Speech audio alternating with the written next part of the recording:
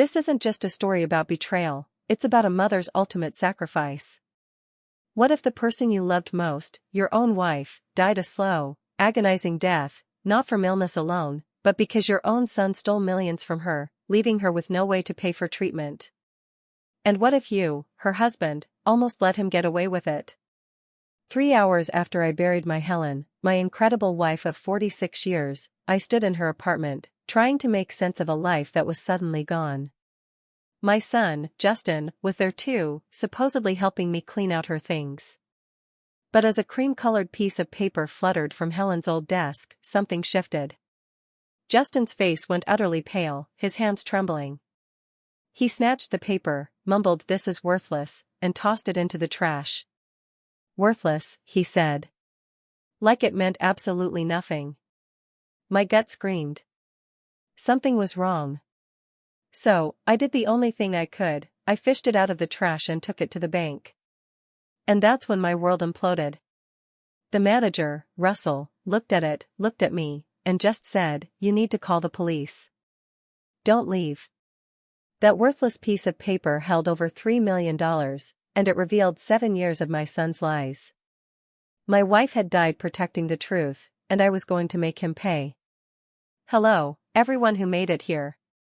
Before I tell you what that bank manager showed me, I need to ask, have you ever trusted someone completely, only to have them shatter your perception of reality? And do you believe family should always be trusted with money, no matter what? Comment below, I really want to know your thoughts. My son, Justin, literally threw away the most important piece of paper in my late wife's apartment. It was 2:30 on a Saturday afternoon, barely 3 hours after we'd laid Helen to rest, and I almost let him get away with it.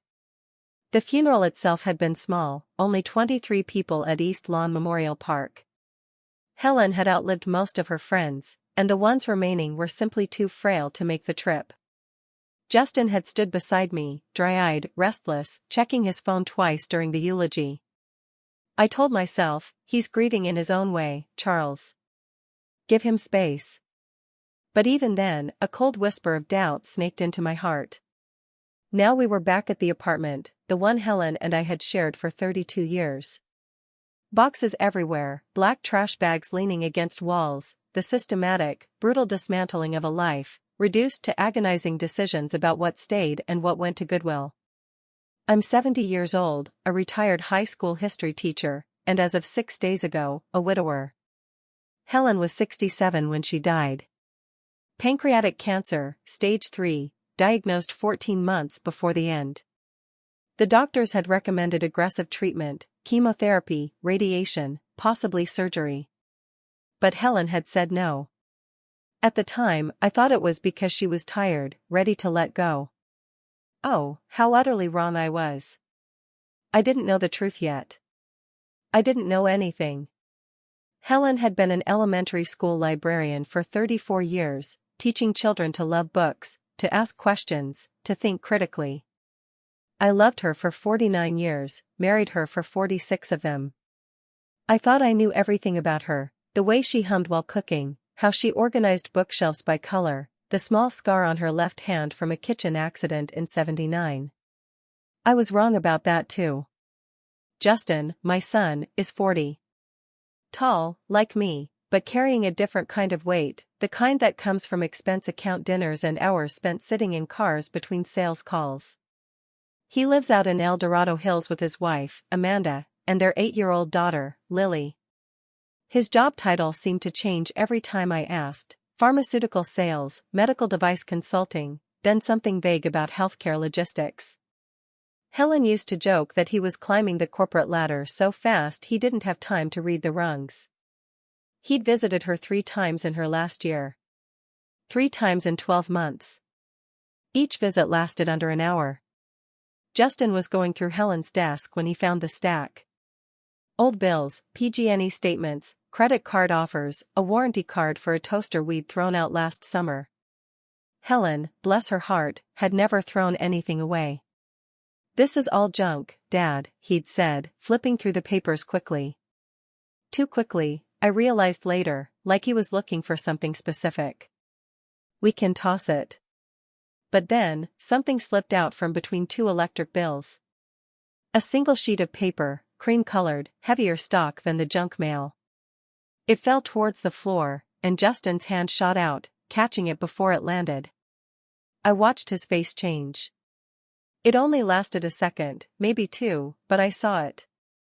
A flicker of something I couldn't identify, his jaw tightened, his hand closed around the paper hard enough that I heard it crumple slightly. His eyes went wide, then narrow, then carefully blank. "What is it?" I asked. "Nothing," he said, too fast, already moving towards the kitchen. "Just an old bank statement, expired. Mom kept everything, you know how she was." "Let me see." "Dad, it's nothing. The account's probably closed anyway." He was at the trash can now, the white plastic bin next to the refrigerator. "We've got actual important stuff to deal with. The lease on this place ends in 60 days. Medical bills. Probate paperwork." "Justin." The paper hit the bottom of the bin. I heard it land on top of coffee grounds and a torn envelope. "Trust me, Dad," he said. "It's worthless." 10 minutes later, his phone rang. He stepped into the hallway, his voice dropping to a murmur. When he came back, he was already reaching for his expensive charcoal jacket. "Amanda needs me home," he said. "Lily's got a thing at school Monday morning. Some project presentation. I need to help her prep." It was Saturday afternoon. The school thing was 2 days away. "You're leaving?" "We're not even halfway through the bedroom. I'll come back next weekend. Promise." He was already at the door, keys jingling. "Just don't throw away anything major without checking with me first, okay? Some of Mom's stuff might have value. Antiques, jewelry, whatever. We should go through it together." And then he was gone. I heard his footsteps echo down the exterior stairwell, the distinctive hum of his Tesla starting up. The sound faded, and then there was just silence. I sat in that apartment for a long time. The afternoon light turned golden, then orange, then deep blue. I didn't turn on any lights. I just sat on the couch Helen and I had bought at a yard sale in '91, surrounded by boxes, trash bags, and the accumulated evidence of a life I thought I understood. Something about the way Justin had moved, the speed of it, the certainty, and that look on his face when the paper had fallen, that split second of raw emotion before he'd locked it down behind the careful blankness he always wore when he was lying. I'd seen that look before, when he was 16 and I'd caught him sneaking back into the house at 3 a.m. When he was 22 and Helen had asked him about the $500 missing from her purse. "Nothing," he'd said. "Worthless." But his hands had been shaking. At 8 that evening, I finally stood up, turned on the kitchen light, and walked over to the trash can. The paper was still there, resting on top of the coffee grounds. One corner slightly crumpled where Justin's hand had squeezed too hard. I pulled it out carefully, smoothed it on the counter under the fluorescent light. It wasn't a bank statement. It was a certificate of deposit from Wells Fargo, dated April 12, 2017. Account number printed in small black type. And next to the account number, $3,245,670. My hands went numb. I read it 3 times to make sure I wasn't hallucinating. The numbers didn't change. And underneath, stuck to the certificate with a small yellow post-it note, in Helen's careful handwriting, was a message that made the floor tilt underneath my feet. "Charles, they don't know about this one. Take this to Russell Jennings at Wells Fargo Midtown. Trust no one in the family. I love you. X. Trust no one in the family. Not be careful. Not ask questions first. Trust no one, including," I understood with a cold certainty that settled into my bones, "our son." I read Helen's note 17 times. At 2 in the morning, I sat at the kitchen table with the certificate spread out. The yellow post-it note glowed under the light like a tiny flag of warning. The apartment was silent except for the hum of the refrigerator. The certificate said April 12, 2017. 8 years ago. 8 years Helen had kept this secret. and she'd never mentioned it. Not once. Not during dinner conversations about money. Not when we'd argued about whether we could afford to replace the water heater. Not during those long nights in her final months when pain kept her awake and we'd talked about everything and nothing. $3,245,670. I kept reading the number like it might change if I looked away, but it stayed the same. More money than I'd earned in my entire career teaching American history to teenagers who'd rather be anywhere else. My mind kept circling back to 2017. That was the year Helen started forgetting things. Small things at first, where she'd left her car keys, whether she'd already taken her morning vitamins, the name of the neighbor in 3B. I'd been worried, made her an appointment with Dr. Dixon, our family physician. He'd run tests, asked questions, looked concerned in that professional way doctors have when they're preparing you for bad news. Early signs of cognitive decline, he'd said. Not unusual for her age. We'll monitor it. But now I wondered. Had Helen really been forgetting? Or had she been pretending? 2017 was also the year Justin moved back to California from Nevada. He'd been living in Las Vegas, working for some medical supply company that supposedly went under. He showed up at our door with 2 suitcases and a story about wanting to be closer to family, about Amanda being pregnant with Lily, about wanting his daughter to grow up near her grandparents. I want to help take care of you guys, he'd said. You're not getting any younger. I was 63, Helen 64. We weren't exactly decrepit, but Justin had insisted. He moved into an apartment in El Dorado Hills, close enough to visit regularly. At first, he did. Twice a week, sometimes more. He'd take Helen to doctor's appointments, help her with grocery shopping, sit with her while I was still teaching. We'd been grateful. What parent wouldn't be? Your son, wanting to take care of you. Now, that gratitude tasted like ash in my mouth. Helen had refused cancer treatment. That was just this past January, when Dr. Dixon delivered the diagnosis. Stage 3 pancreatic cancer. Operable, possibly, but the surgery was risky. Chemotherapy would be brutal. The whole course of treatment would cost somewhere between $200,000 and $300,000, even with Medicare. I'm not doing it, Helen had said. We were sitting in Dr. Dixon's office, surrounded by motivational posters. I'm 67 years old, Charles. I've had a good life. I'm not spending our last savings on maybe buying myself 6 more months of misery. I'd argued. God, I'd argued. But Helen was stubborn. And eventually, I'd stopped fighting. I thought she was just tired. $3 million that could have paid for treatment 10 times over. And she'd chosen to die instead. Why? The answer was in my hand. That post-it note in Helen's careful script, trust no one in the family. She'd been protecting something. Or someone.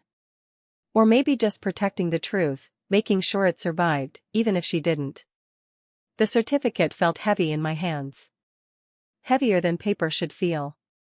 This wasn't just money. This was evidence. Evidence of what? I didn't know yet. But Helen had hidden it, had left me instructions, had warned me not to trust family, not to trust Justin, my son, who'd thrown this certificate in the trash without a second thought. Or maybe, with every thought. Maybe that's why his hands had been shaking. I looked at the clock. 2:43 in the morning. The bank wouldn't open for almost 7 hours. Monday morning, I'd take this to Wells Fargo Midtown. I'd find Russell Jennings, whoever he was, and I'd start getting answers to questions I hadn't even known I needed to ask. But first, I needed to hide it. Justin had found it once in Helen's desk. If he came back, when he came back, he'd look for it. I was certain of that now. The way he'd rushed off, the way he'd told me not to throw anything away without checking with him first. He was planning to come back and search more thoroughly. I stood up, certificate in hand, and looked around the apartment. Where do you hide something this important? This dangerous? Then I saw it. Helen's bookshelf. The one organized by color. Blue spines bleeding into green, bleeding into yellow. She had hundreds of books accumulated over decades of being a librarian. And there, on the third shelf, wedged between two thick encyclopedias, was a worn copy of Moby Dick that we'd owned since 1976. I pulled it down. The pages were yellowed, the binding cracked. Helen had read it twice, made notes in the margins in pencil. I opened it to the middle, where the pages were thickest, and carefully slid the certificate between pages 400 and 401, right in the middle of Ahab's final confrontation with the whale. Ironic, maybe? A story about obsession and revenge. I put the book back on the shelf, stepped back. It looked completely ordinary. Just another old novel in a collection of old novels. Justin wouldn't look there. Why would he? Justin had never been much of a reader. I was about to turn off the kitchen light and try to sleep when I heard it. Footsteps on the exterior stairwell. Heavy. Deliberate. Coming up to the second floor. I glanced at the clock.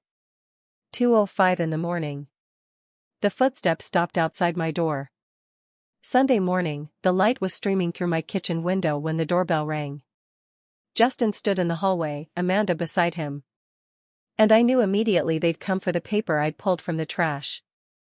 I hadn't slept. The doorbell at 3 a.m. had turned out to be my neighbor with car trouble, but after that, I'd spent the rest of the night watching that bookshelf. By the time real morning came, I'd drunk 4 cups of coffee and felt like my nerves were made of live wire. "Hey, Dad," Justin smiled, but it didn't reach his eyes. "Thought I'd come back and help you finish up Mom's stuff. Didn't feel right leaving you to do it alone." Amanda stood beside him, 37, 10 years younger than Justin, with a carefully maintained appearance that spoke of regular salon visits, designer jeans, an expensive leather jacket, and a handbag that probably cost more than my monthly pension. "Charles," she said, touching my arm. "We're so sorry about Helen." I stepped back to let them in, watching Justin's eyes sweep the apartment. The trash can first, then the kitchen counter, then the desk. "Did you take the trash out yet?" Justin asked. "I forgot to do it yesterday." There it was. My heart kicked against my ribs. Yeah, I lied. Building maintenance came by around 7 this morning. The building didn't have Sunday collection, but Justin wouldn't know that.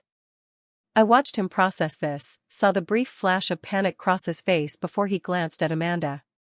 Something passed between them.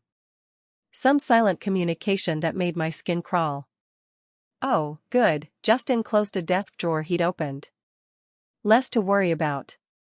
Amanda stepped forward, her smile brightening. "Charles, Justin mentioned there might be old bank documents we should look at for probate." "I'll handle probate with Helen's attorney," I said. "You have an attorney?" Justin asked, too quickly. "Since when?" "Since 1992. Clarence Peton, Old Sacramento." The name made Justin's jaw tighten. What followed were 2 of the longest hours of my life. Justin and Amanda went through the apartment with a thoroughness that would have been touching if I didn't know what they were really doing. They checked closets, empty drawers, sorted through boxes, always casual, always under the guise of helping. Amanda took the bedroom. I heard her opening nightstands, the dresser, even trying combinations on the small safe where we kept important documents. Justin focused on the living room and kitchen. He went through the desk 3 more times, each search more frustrated. At one point, he stood in front of Helen's bookshelf where I'd hidden the certificate, and my breath stopped completely. "Mom had a lot of books," he said, reaching for a thick blue volume. "She was a librarian for 34 years, I replied. "What did you expect?" He pulled out an encyclopedia about birds, flipped through it, found nothing, shoved it back. "Not Moby Dick." "Thank God." "Where's Lily?" I asked. "With a babysitter," Amanda said, emerging from the bedroom. "We didn't think it was appropriate to bring her." All this sorting through a dead grandmother's things. Dead grandmother, not her grandmother. Not Helen. Already forgotten. Already reduced to a category. I'd like to see her sometime, I said. Sure, Justin said vaguely. We'll set something up. They left at 2 in the afternoon, empty-handed and visibly tense. I walked them to the door, accepted Amanda's air kiss, watched them descend the stairs. Then I went to the window. From the second floor, I had a clear view of the parking lot. Justin and Amanda reached his Tesla, but didn't get in. They stood beside it, and even from this distance, I could see the argument building. Amanda's hands moved sharply, punctuating words I couldn't hear. She pointed back at the building, her face tight with anger. Justin shook his head, hands spread in helplessness. Amanda grabbed his arm, pulled him close, said something that made his whole body go rigid. He pulled away, ran his hands through his hair, looked up at the building like he was calculating something. For a second, I thought he was looking directly at my window, and I stepped back. Finally, they got in the car, but they sat there for another 5 minutes. Amanda talking, Justin listening with his head bowed. Then the Tesla's motor engaged, and they pulled away. I stayed at the window long after they disappeared. My hands were shaking. They were desperate. That much was clear. Desperate enough to come back less than 24 hours after leaving. Desperate enough to search my home under the pretense of helping. Desperate enough to argue about it in public. They were looking for something specific. The certificate. They knew it existed. They needed it gone, which meant Helen had been right. Trust no one in the family. I walked to the bookshelf, pulled out Moby Dick. The certificate was still there, pressed between pages 400 and 401, safe and waiting. Tomorrow morning, I'd take it to Wells Fargo Midtown. I'd find Russell Jennings, and I'd start learning the truth my wife had died protecting. But first, I needed to understand why Justin was so desperate. Why Amanda had come with him. Why they'd searched with such methodical intensity. The answer sat in my hand, $3,245,670. Money Helen had hidden for 8 years. Money she'd never told me about. Even when we'd argued about affording her cancer treatment, she'd let herself die rather than touch this money, rather than let Justin know it existed. What had my son done to make his own mother that afraid? Russell Jennings's face went through 3 distinct expressions when I handed him the certificate of deposit: recognition, concern, and something that looked uncomfortably close to relief. I'd arrived at Wells Fargo Midtown at 9 o'clock sharp Monday morning, waiting in my car across the street until I saw the lights flip on inside. The bank sat on the corner of 21st and J Street, a newer building with too much glass and not enough character, the kind of place that could have been anywhere in America. I'd walked past it 1,000 times in 32 years and never once gone inside. Helen had handled our banking. Now I understood why. The lobby was empty except for one teller and a security guard who nodded at me. I approached the teller, her name tag said Sandra, and asked to speak with Russell Jennings. Do you have an appointment? No, but tell him it's about Helen Harrison. He'll want to see me. Something flickered across Sandra's face. She picked up the phone, spoke quietly, then gestured toward a hallway. Second door on the right. Russell Jennings was 52 years old, I'd later learn, with a silver haircut, military short, and the kind of posture that suggested he'd spent time in uniform before banking. He stood when I entered his office, hand extended, and I saw him clock the certificate in my other hand before his eyes even met mine. Mr. Harrison, he said. I'd been expecting someone. I wasn't sure if your wife had told anyone. He closed the door behind me, locked it, pulled the blinds on the interior window. The whole sequence took maybe 10 seconds, and by the end of it, my heart was hammering. You know about this, I said, not a question. I do. Russell gestured to a chair. Please sit down. This is going to take a while. I sat, handed him the certificate, watched his hand steady as he examined it, fingers tracing the account number like he'd memorized it years ago. April 12, 2017, he said quietly. Your wife came in on a Wednesday afternoon. She had 2 cashier's checks, total of $2 million. Said she wanted to open a certificate of deposit, highest interest rate available, longest term we offered. She was very specific about the instructions. What instructions? Russell looked up at me. That no one but her could access it. That if anyone tried, anyone, including family, we were to deny the request and notify her immediately. She gave me her personal cell phone number. Made me promise I'd call her directly, not the home number. The home number. The landline Helen had insisted we keep, even though I'd wanted to cancel it years ago. The one Justin would have answered. She knew, I said. She knew someone would try to steal it. Russell pulled up records on his computer. Your wife came back 4 more times between 2017 and 2023. Each time she'd verify the account was still secure, update her contact information, make sure nothing had been compromised. The last time I saw her was August of 23. She looked. He paused, choosing his words carefully. She looked ill, thinner, but her mind was sharp as ever. August 2023. 5 months before her cancer diagnosis. Or 5 months before she told me about it. Where did she get $2 million? I asked. Property sales.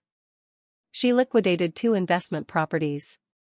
A rental duplex she'd inherited from her mother back in 1998, and a small commercial building in Folsom she'd purchased during the dot-com era. Both sales went through quietly. She handled everything through a real estate attorney in Roseville, kept the transactions completely separate from your joint accounts. Properties I'd forgotten existed. The duplex had been in Helen's mother's name so long it had faded from memory. The Folsom building, I'd thought she'd sold years ago. The initial deposit was $2 million, Russell continued. With compound interest over 8 years at our highest CD rate, the current value is $3,245,670. As of this morning. The number hit me again. $3.2 million. More money than I'd thought Helen and I had accumulated in our entire lives combined. Mr. Harrison, there's something else you need to know. Russell's voice dropped lower. In March of 2020, someone tried to access this account. 3 separate attempts over a 2-week period. He clicked through screens, pulling up scanned documents. March 9th, 14th, and 20th.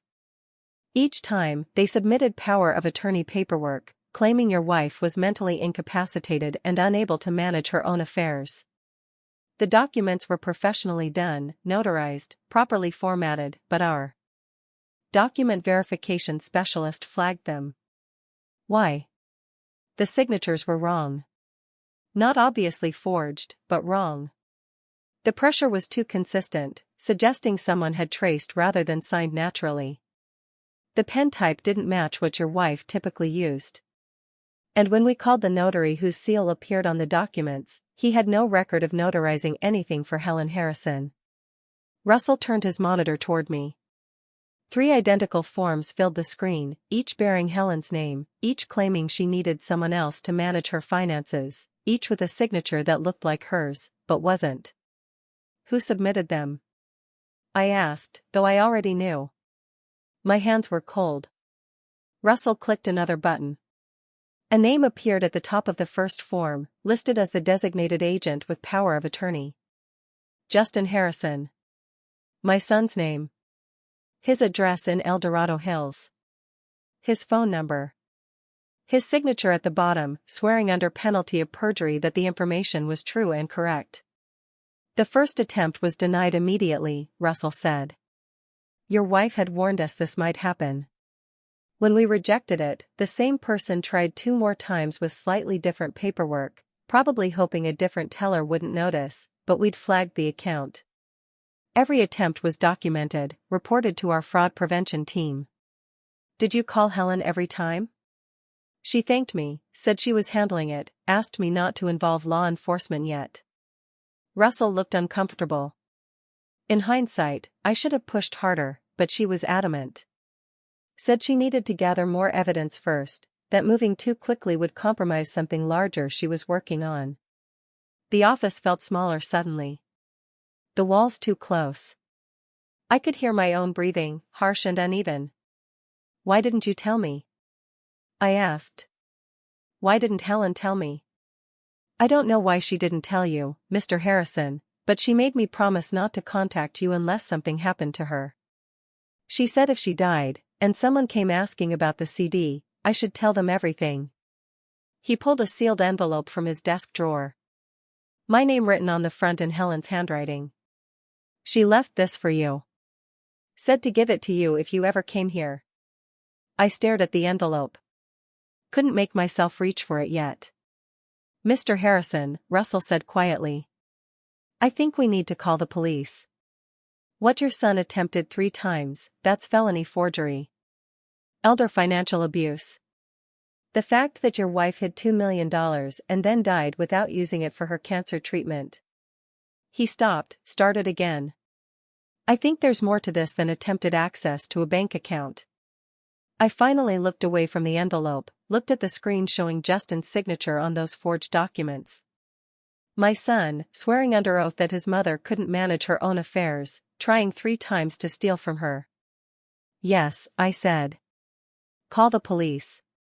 Russell's fingers moved across his keyboard, pulling up records that would change everything I thought I knew about the last 5 years of my wife's life. "Your son is still in the lobby," Russell said, voice low. "Sandra is keeping him occupied with paperwork. We have maybe 10 minutes before he gets suspicious." He turned his monitor toward me and I saw rows of data I didn't understand at first. Dates, dollar amounts, account numbers swimming across the screen. "The 3 power of attorney attempts in March 2020 weren't random," Russell said. "They were calculated. Look at the dates, March 9th, 14th, 20th. Each attempt came after the previous one was rejected. Each used slightly different language, different notary stamps." "Professionally done," I said, remembering his earlier words. "Exactly. The signatures were forged, but by someone with skill. Our document verification specialist flagged them because the pen pressure was too consistent. Someone had traced rather than signed naturally. And the notary seals, while authentic-looking, came from notaries who had no record of ever meeting Helen Harrison." Russell clicked through scanned images of the forms. "My son's name at the top of each one, swearing my wife was mentally incapacitated. But here's what I want you to understand, Mr. Harrison. Your wife opened this certificate of deposit in April 2017. The first theft attempt was March 2020. That's 7 months shy of 3 years. She knew someone would come for this money. She was waiting for it." The timeline felt important, though I couldn't say why yet. Russell opened another file. "After we denied the power of attorney attempts, I personally reviewed all accounts associated with your family name. I found 4 other accounts in your wife's name, joint accounts with your son listed as co-signer." "Since when?" "Since 2016. Your wife added him to the accounts that year. According to the notes, she told our staff it was for convenience, in case she needed help managing finances as she got older. 2016, 1 year before she'd opened the secret certificate. 1 year before she'd started forgetting things. These 4 accounts," Russell continued, pulling up spreadsheets, "show a pattern of systematic withdrawals over 8 years. Small enough amounts that they wouldn't trigger automatic fraud alerts, but consistent. Look." The spreadsheet filled with red highlighted rows. $20,000 here, $35,000 there, $15,000, $22,000. Each withdrawal spaced 2 to 3 months apart, stretching from January 2016 through January 2024.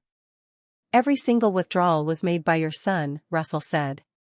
ATM cash advances. Transfers to external accounts. Checks made out to cash. Over 8 years, the total comes to $1,850,000.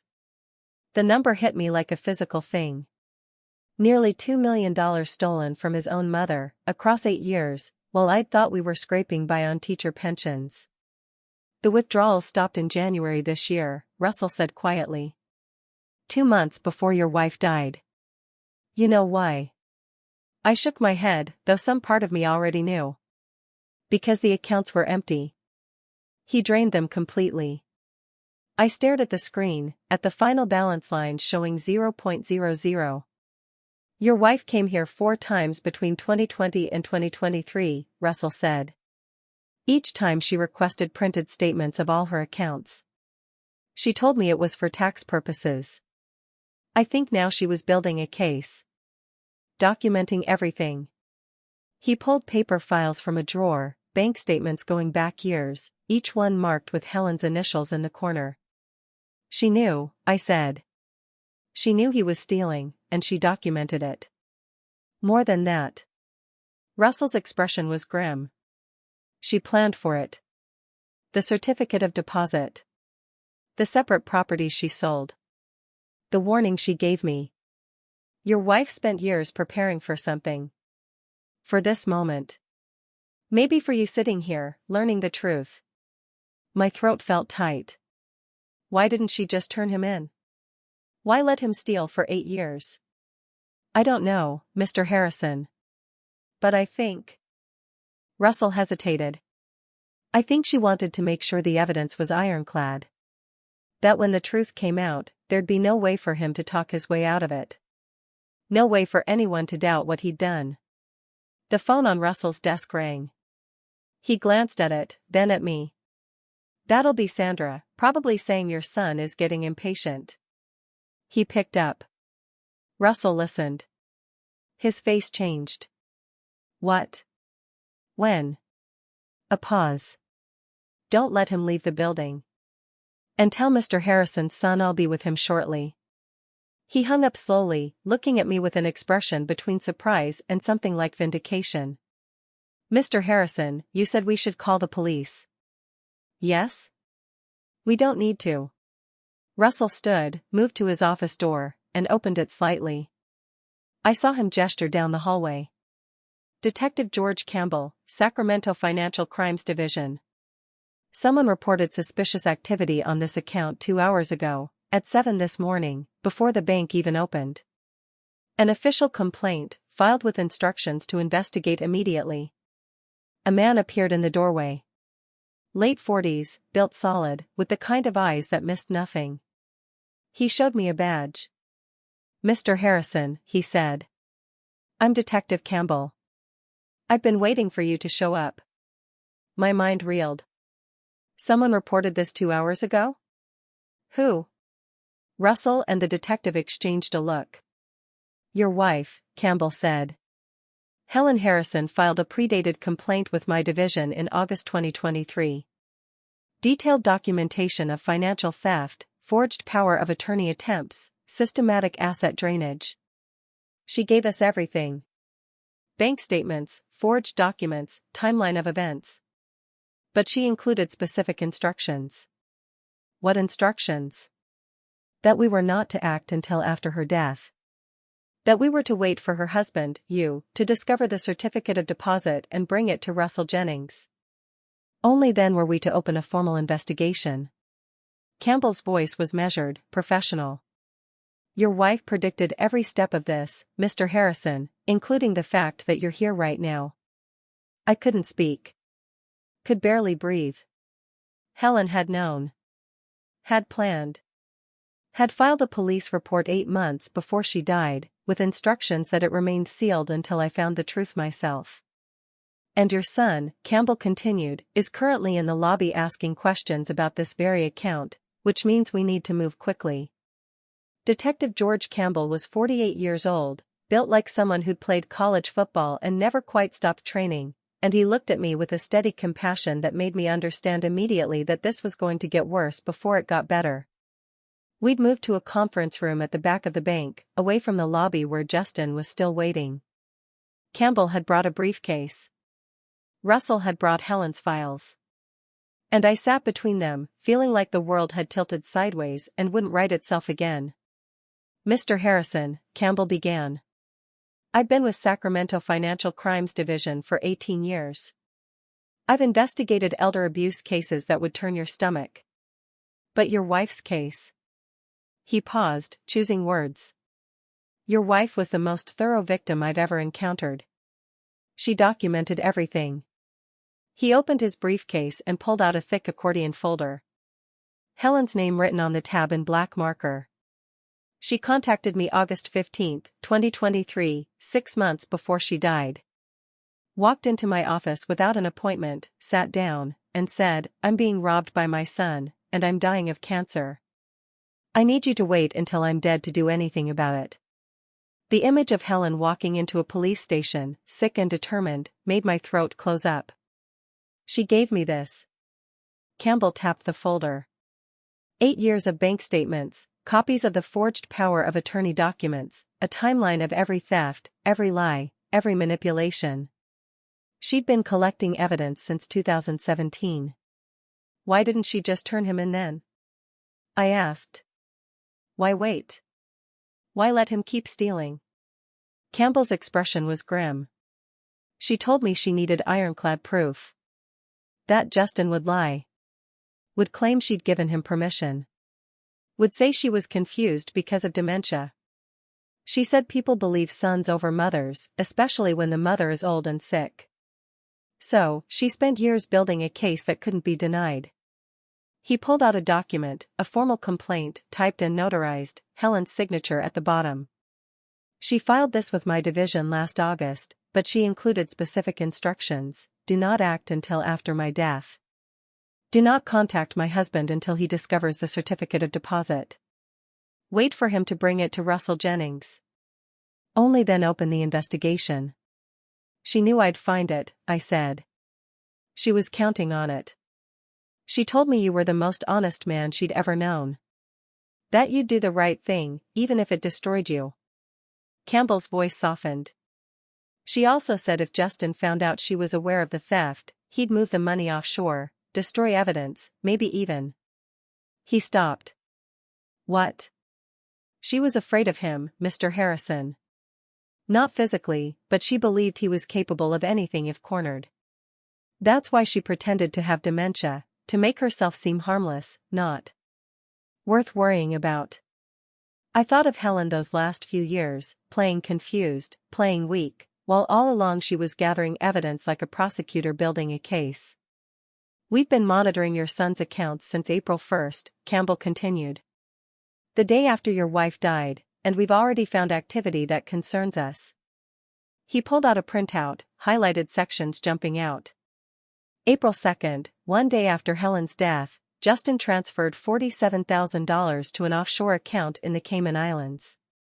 That's obstruction of justice and money laundering on top of the elder abuse charges. One day. Justin had waited 1 day after his mother died before moving money out of the country. Mr. Harrison, I need to ask you something, and I need you to be honest.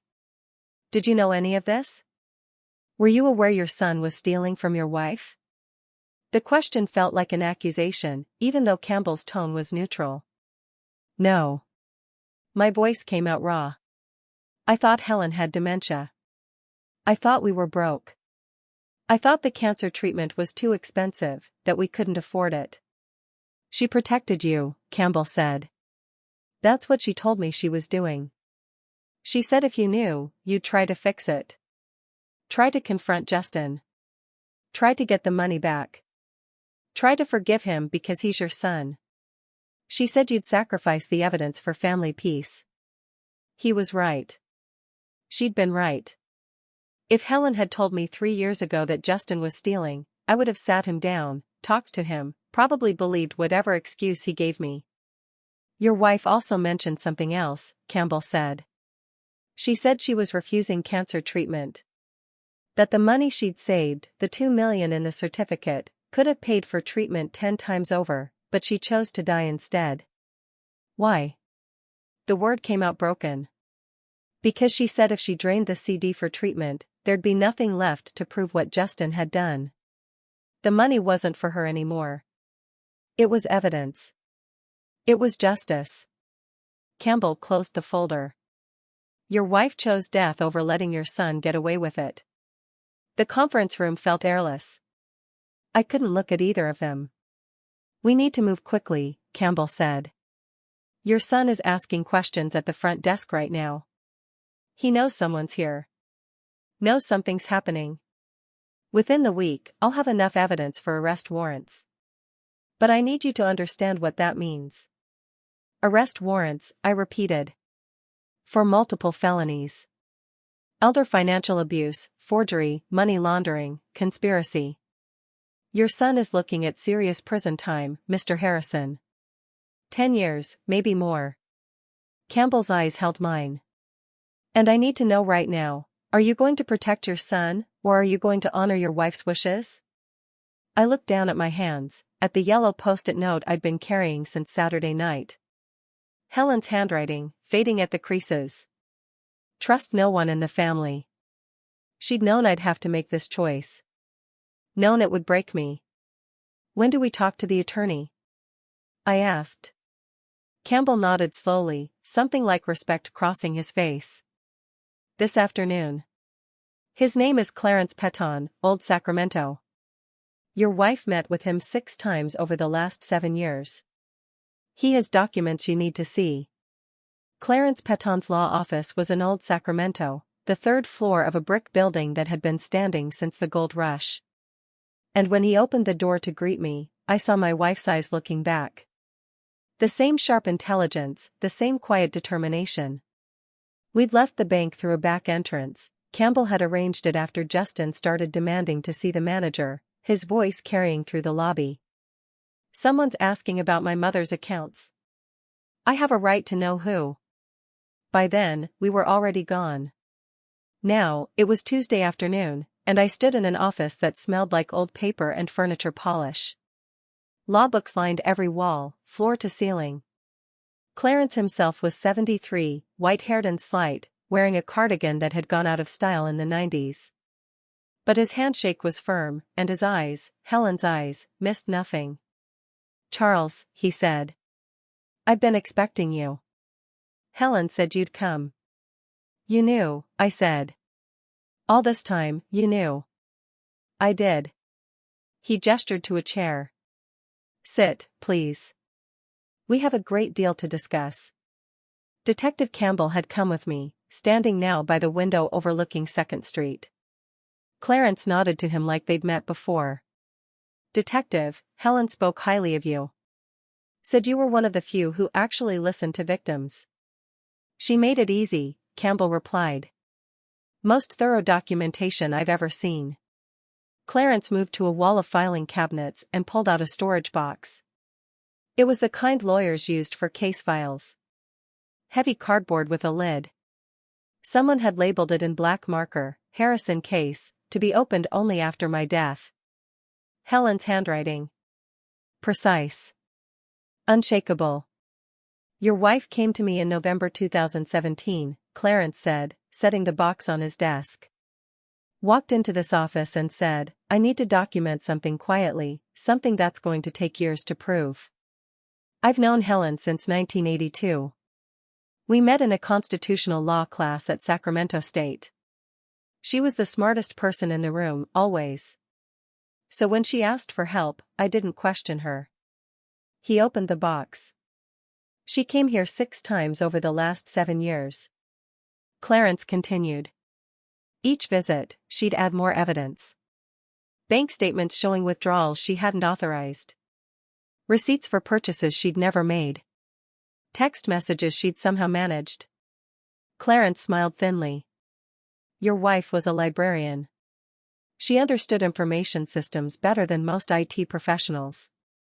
She also understood people. When Justin added her to his phone plan in 2018, supposedly to save money, she gained access to the account management portal. From there, she could see every text. Every call log. She documented all of it. He handed me one of the folders. Inside were screenshots, printed out and dated. Text exchanges between Justin and Amanda. Between Justin and someone named Marcus Bradford. The conversations were coded, careful, but the meaning was clear enough. Mom's account's looking thin. Might be time to find the other one. She doesn't remember anything anymore anyway. Won't even notice. I closed the folder before I could read more. The last time I saw Helen was March 26th of this year, Clarence said quietly. 10 days before she died. She was so thin I barely recognized her. But she walked in here under her own power, sat in that chair you're sitting in now, and dictated a sworn statement. We recorded it, had it notarized, sealed it with instructions that it not be opened until after her death, and after you discovered the certificate. A video? Campbell asked, leaning forward. Audio and video. 37 minutes of testimony. Helen explaining every theft, every manipulation, every moment she'd pretended to be confused so Justin wouldn't realize she was building a case. Clarence's voice wavered. She knew she was dying. Knew she had maybe weeks left. And she spent those weeks making sure the evidence was perfect. The USB drive sat in its plastic case, innocuous and terrible. That drive contains everything, Clarence said. Scanned copies of the forged power of attorney documents. Email exchanges between Justin and Amanda discussing how to access the CD. Bank records showing the systematic theft. Phone records proving coordination. If you're going to prosecute, detective, this is your smoking gun. Campbell picked up the drive carefully, like it was evidence at a crime scene, which, I supposed, it was. Mr. Peton, this is exactly what we need. With this and the complaint Mrs. Harrison filed with my office, we can move forward immediately. That was Helen's intention, Clarence said. She told me, I won't be alive to testify, but the evidence will speak for itself. She was very clear about that. I looked at the box, at the folders full of my wife's careful documentation, at the years of work she'd done in secret. Why didn't she tell me? The question came out raw. Why go through all this alone? Clarence sat down heavily in his chair. She was protecting you, Charles. She said if you knew, you'd try to intervene. Try to talk to Justin. Try to fix the relationship. Try to get him help. She said you believed in redemption and second chances, and she loved that about you. But she also knew it would compromise the evidence. So she suffered alone. He paused. Not entirely alone. She had me. She had Detective Campbell once she contacted him. But yes, she carried most of this burden herself because she believed justice mattered more than comfort. Clarence reached into the box one more time and pulled out a leather-bound notebook. There's one more thing. Helen's personal journal. 2017 through 2024. 7 years of entries. She wrote in it almost every day. You should read it tonight, Charles. Alone. It's not evidence. It's too personal for that. It's her voice. Her thoughts. The parts she couldn't tell anyone else. He held it out to me. The leather was worn soft at the corners, the pages thick with ink. I took it. It was heavier than it should have been. Helen was the bravest person I ever knew, Clarence said, and his voice finally broke. And the loneliest. She documented every theft, yes, but she also documented why she stayed silent. Why she let them think she was losing her mind. Why she chose this path. Charles, understand what she sacrificed. Not just her life. Her dignity. Her final years. Everything. The notebook sat in my hands like a confession. I opened the leather cover at 10 o'clock that Tuesday night, expecting financial records. What I found was my wife's voice, page after page of careful observations, dates, dollar amounts, and a truth that made my chest tighten with grief and rage. The apartment was dark, except for the kitchen light. I'd made coffee, though I didn't drink.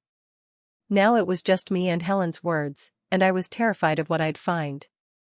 The first entry was dated November 12, 2017, Charles thinks I'm losing my mind. I heard him on the phone with Paul Dixon today, asking about memory clinics. I wanted to tell him the truth, but I can't. Not yet.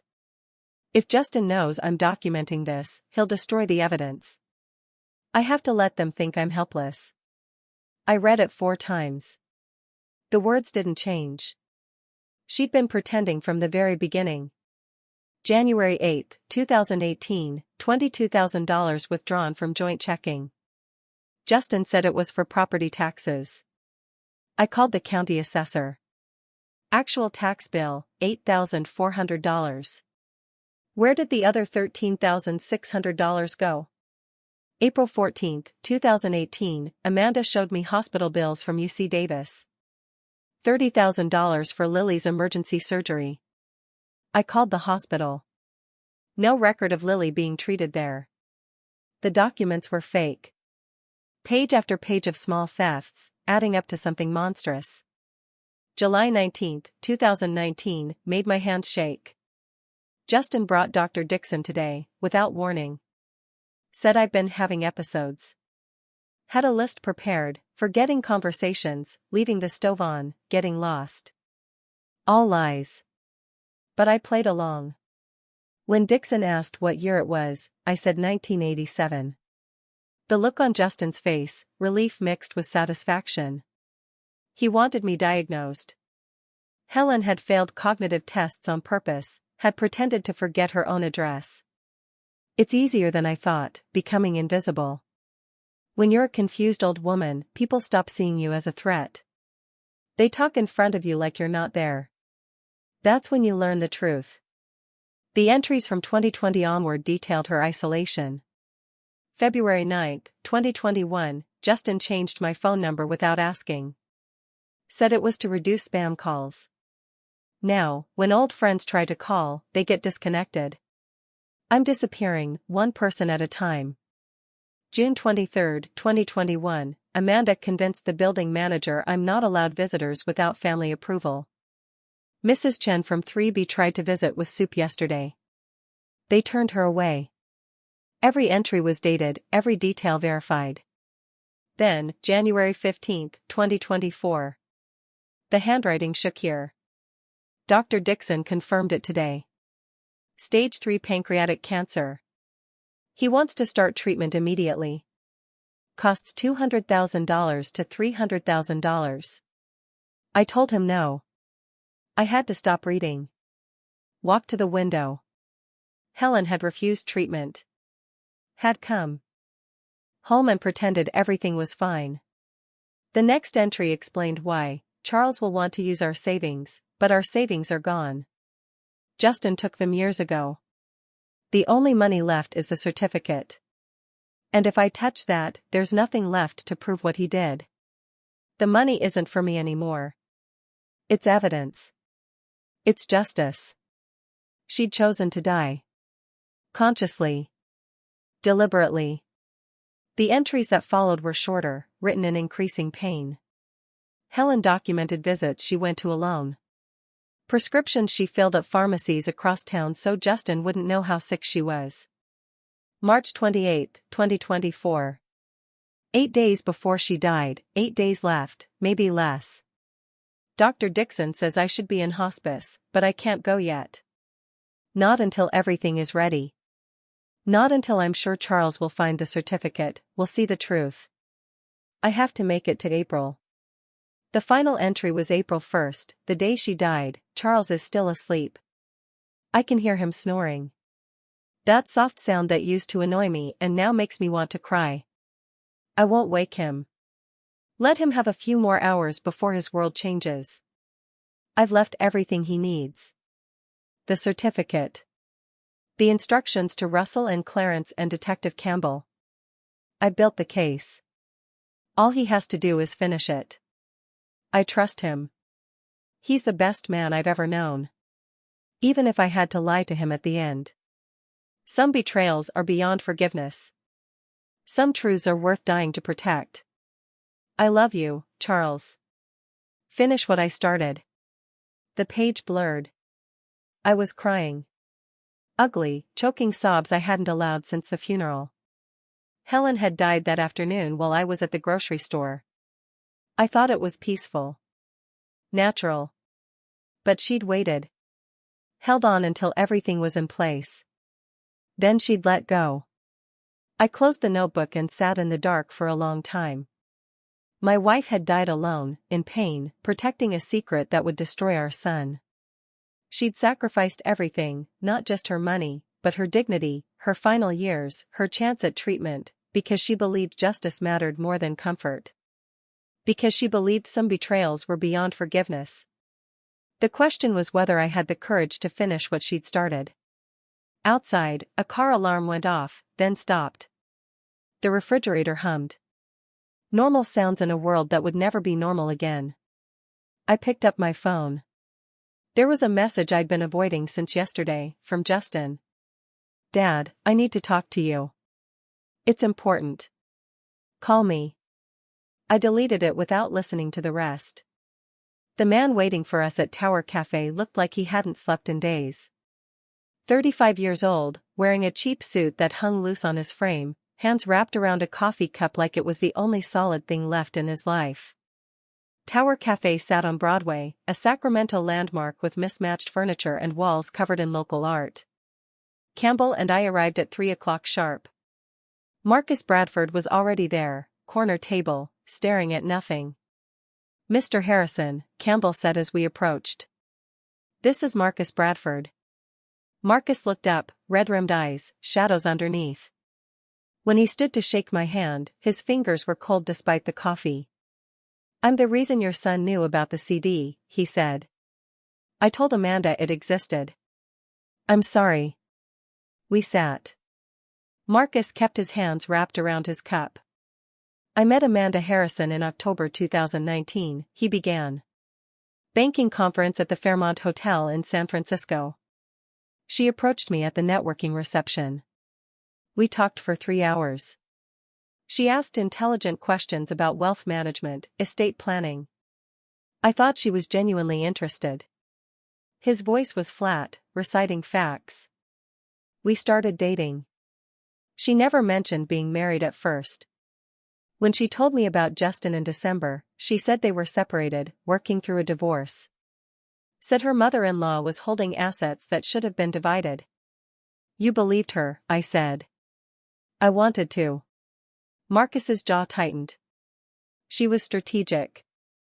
Never pushed too hard. Just casual questions. How do banks track large deposits? What triggers fraud alerts?" I thought I was making conversation about my work. "When did she ask about Helen?" Campbell asked. "March 4, 2020. She called me at work. Said she needed help. Asked if I could look up an account for Helen Harrison. Said her husband's mother had severe dementia. Couldn't remember her accounts. That the family needed access for medical expenses." The lie was smooth, practiced. I looked up the account. Marcus looked at me directly. "Account number. Balance. When it opened. $2,100,000. I told her everything. This was how Justin had known. Through Amanda, who'd cultivated a relationship with a bank employee specifically for this information. March 9, Amanda brought me power of attorney documents. Said they'd been notarized, but the bank kept rejecting them. Asked if I could manually bypass the verification system. "Did you?" Campbell asked.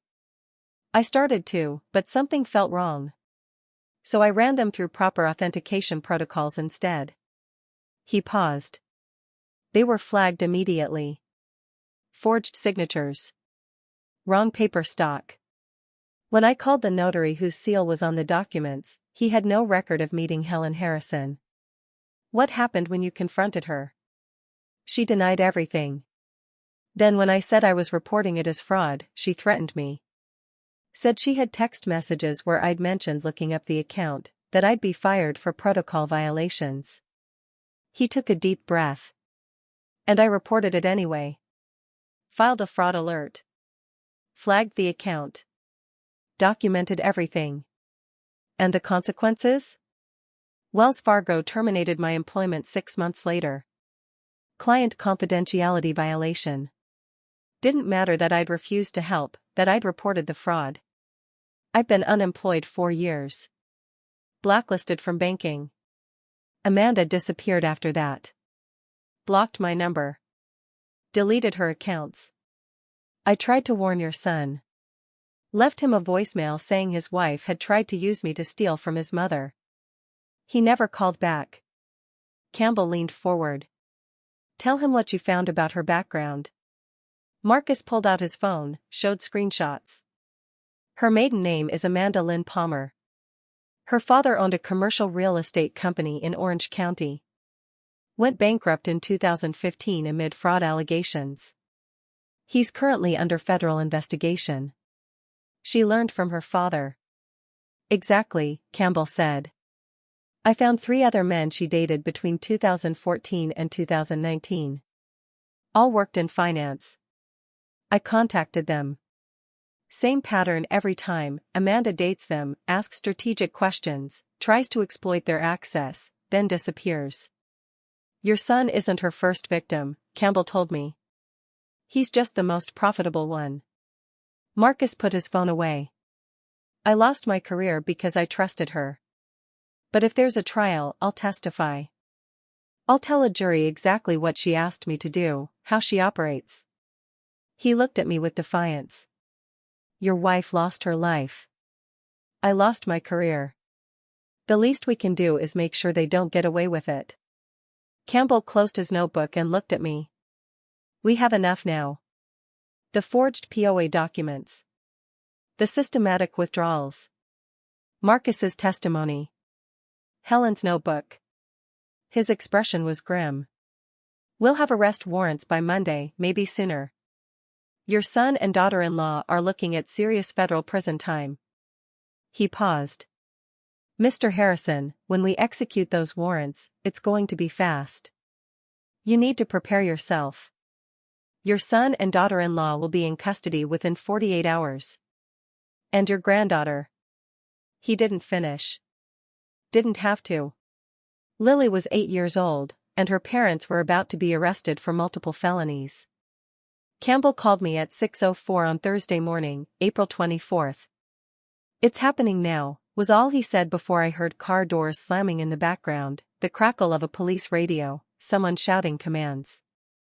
2 weeks had passed since our meeting with Marcus Bradford. 2 weeks of Campbell building his case, coordinating with federal prosecutors.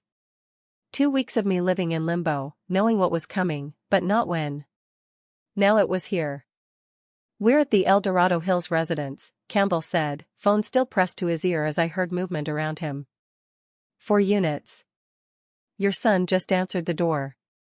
I was sitting at my kitchen table, same place I'd been since 5 that morning, when Campbell had texted me a single word, today. I'd made coffee, hadn't drunk it, just sat there waiting for this call, knowing it would come and dreading it anyway. Through the phone, I heard Campbell's voice, calm and official. Justin Harrison, you're under arrest for elder financial abuse, forgery, and conspiracy to commit fraud. Turn around and put your hands behind your back. Then Justin's voice, confused and rising in panic. What? What are you talking about? There's some mistake. A woman's voice in the background, Amanda, sharp and controlled even now. Don't say anything, Justin. We need our lawyer. Campbell narrated for me in low tones, professional detachment masking what must have been satisfaction. He's not resisting. White dress shirt, barefoot. Probably just woke up. Neighbor across the street is filming on her phone. I heard the metallic click of handcuffs. Miranda rights being read in that rhythmic cadence. You have the right to remain silent. Justin's voice again, breaking now. Dad. Dad. Is this because of that certificate? That money was supposed to be for the family. For all of us. Campbell cut him off. Save it for your attorney. Second unit just confirmed, Campbell said to me. Amanda Harrison located at Serenity Day Spa on El Dorado Hills Boulevard. She drove there separately this morning. Smart. Or she thought she was smart. Splitting up so if one got arrested, the other could disappear. But Campbell had anticipated that. Radio chatter crackled through the phone. Suspect in custody, requesting lawyer, not cooperative. Amanda's playing it cooler than your son, Campbell said. But we've got her dead to rights. Marcus Bradford's testimony puts her as the architect of the whole thing. There was a pause. Background noise changed. Someone talking urgently. A child's voice. Mr. Harrison. Campbell's tone shifted, gentler. There's a child here. Your granddaughter. 8 years old, asking where her daddy's going. My chest tightened. I'd only met Lily twice. Once at Helen's funeral, once years before at a strained Christmas dinner. Justin and Amanda had kept her separate from us. Controlled access, like they'd controlled everything else. What happens to her? I asked. Child Protective Services is en route. She can't stay here alone with both parents in custody. Campbell paused meaningfully. She'll be placed in temporary foster care pending a custody hearing, unless there's family willing to take her. I looked around the apartment. 1 bedroom. Small kitchen. Living room filled with Helen's books, and that old piano neither of us had played in years. Not built for a child. But better than foster care. They're transporting your son to the van now, Campbell continued. Amanda's en route from the spa. Both will be processed at Sacramento County Main Jail. Booking, fingerprints, holding cells. Arraignment scheduled for tomorrow morning, 9 a.m. Will they make bail? Campbell was quiet a moment. Judge will see the evidence. Elderly victim. Substantial dollar amount. Forged documents. Clear flight risk given the planned nature. I'd be surprised if bail's set under $500,000 for Justin, $750,000 for Amanda. I thought about the house in El Dorado Hills, probably mortgaged to the hilt. The cars. The lifestyle. All built on stolen money. They couldn't raise that kind of bail. Not without selling everything, and that would take weeks. They'll stay in custody until trial, I said. Most likely. Another voice in the background, closer this time. A social worker. Professional and kind. Lily, honey, come with me. We're going to take care of you. Everything's going to be okay. But it wasn't okay. A child's parents were being arrested for stealing from her grandmother. Nothing about that was okay. Mr. Harrison, I need to go. CPS just arrived. Campbell's voice dropped lower and I heard him move away from the activity. But you need to think about what happens next. Your granddaughter needs family. And in 3 weeks, you're going to be sitting in a federal courtroom watching your son and daughter-in-law go on trial. He paused, and I heard the weight of what he wasn't saying. The choice I'd have to make. You need to decide what kind of justice you want, Campbell said quietly. And what kind of mercy? The line went silent except for muffled voices, car doors closing, an engine starting. Detective, I said. Yes. Tell the social worker. Tell them I'm coming. For Lily. Tell them her grandfather is coming to get her. A long pause. Then, I'll tell them. But Mr. Harrison, you understand what that means? Taking custody of your granddaughter while her parents are on trial. It's going to be complicated. Difficult. She's going to have questions you won't know how to answer. Helen would have wanted me to protect her, I said. That's all the answer I need. All right. Campbell's voice carried something like respect. I'll make the arrangements. But Charles, he'd never used my first name before. Your son is going to prison, probably for a long time. And when he finds out you're the one who gave us the evidence, who pushed for prosecution, who took his daughter. He didn't finish. I know, I said. I hung up and sat in the quiet apartment. The morning light was coming through the window now, turning everything gold. Somewhere across town, my son was being processed into jail. My daughter-in-law was demanding her phone call. And my granddaughter was asking questions no 8-year-old should have to ask. Helen's notebook still sat on the kitchen counter where I'd left it 2 weeks ago. I picked it up, ran my fingers over the worn leather. Finish what I started, she'd written. I was finishing it. All of it. Even the parts that would break what was left of this family. Even the parts that meant becoming the villain in my own son's story. Because some betrayals were beyond forgiveness. And some truths were worth protecting, no matter the cost. The Robert Tatsway Federal Courthouse in downtown Sacramento was all dark wood and cold marble, the kind of space designed to make you feel the weight of justice.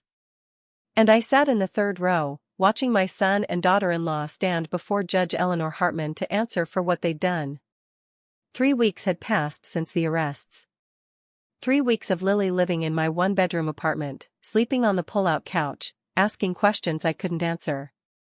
3 weeks of Justin's lawyer calling, leaving messages I deleted. 3 weeks of preparing for this moment. Now, it was Monday, May 15th, 9 in the morning, and the trial was beginning. Judge Eleanor Hartman presided.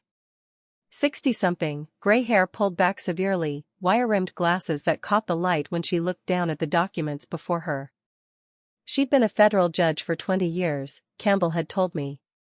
Fair, but unforgiving when it came to elder abuse cases. The United States versus Justin Michael Harrison and Amanda Lynn Harrison, she announced. The defendants are charged with 3 counts of elder financial abuse, 7 counts of forgery, 2 counts of money laundering, and 1 count of conspiracy to commit fraud.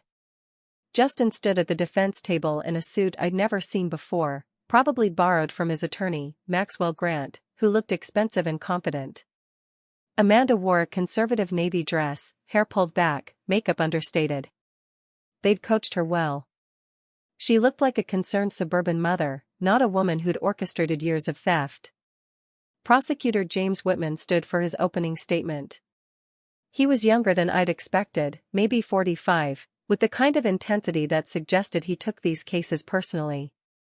Ladies and gentlemen of the jury, he began.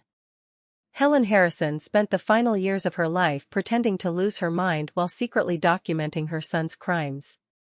She faked dementia. She failed cognitive tests on purpose. She let her family think she couldn't remember her own address.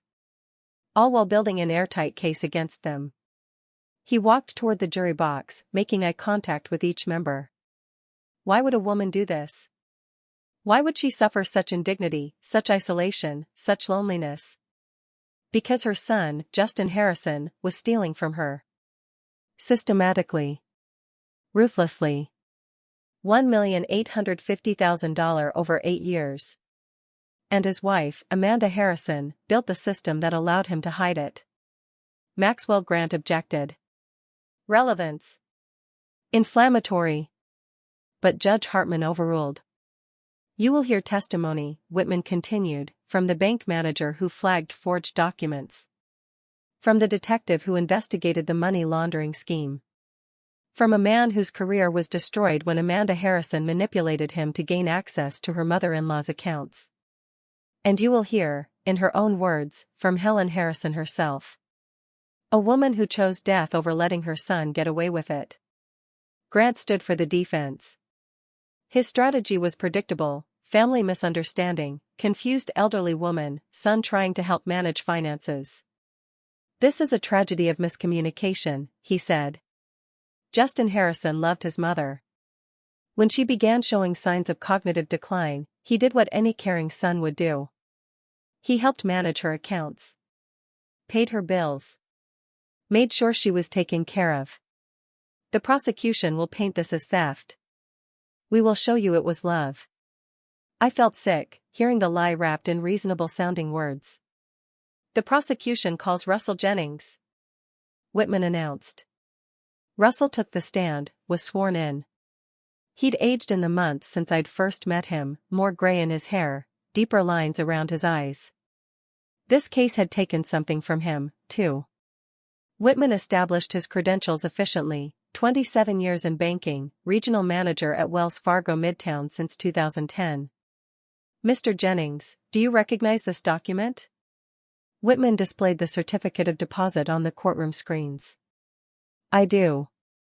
That's the CD Helen Harrison opened April 12, 2017. Initial deposit, $2 million.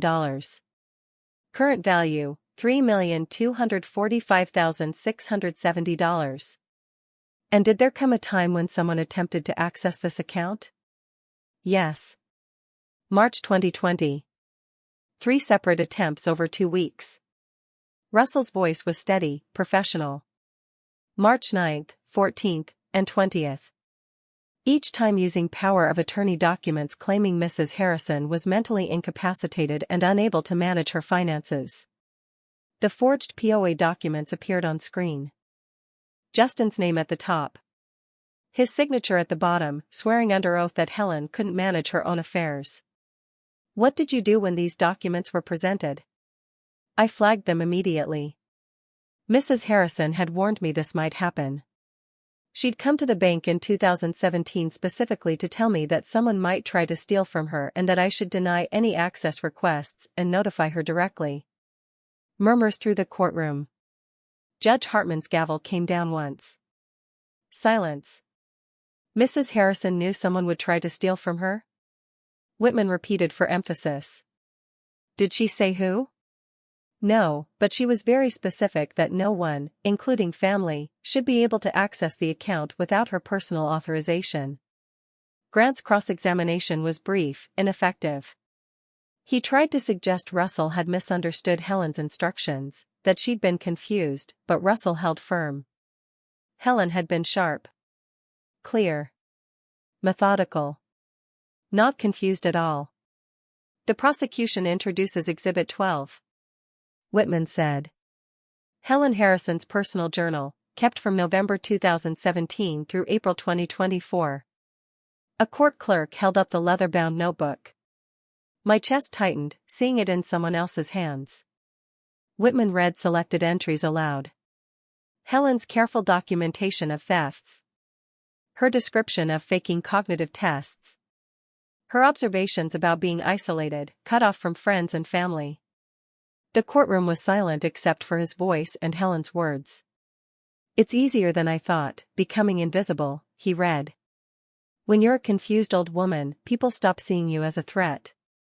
They talk in front of you like you're not there. That's when you learn the truth. I watched Justin.